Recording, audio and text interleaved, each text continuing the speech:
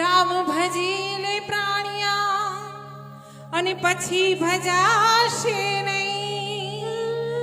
અરે કાયા થાશે તારી ઝાંઝરી અને પછી બેઠું રેવાશે નહીં.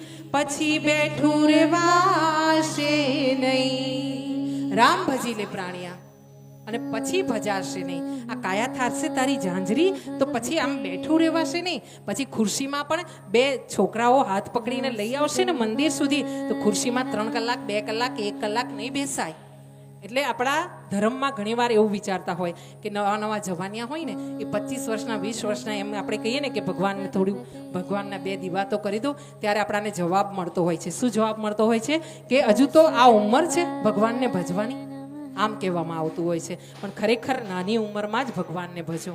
હા, અને નાની ઉંમરમાં જેને ભગવાન નથી મળ્યા ને, જેને નથી વસાવ્યા ને હૃદયમાં, એને મોટી ઉંમરે પણ ભગવાન મળતા નથી કે વસતા નથી.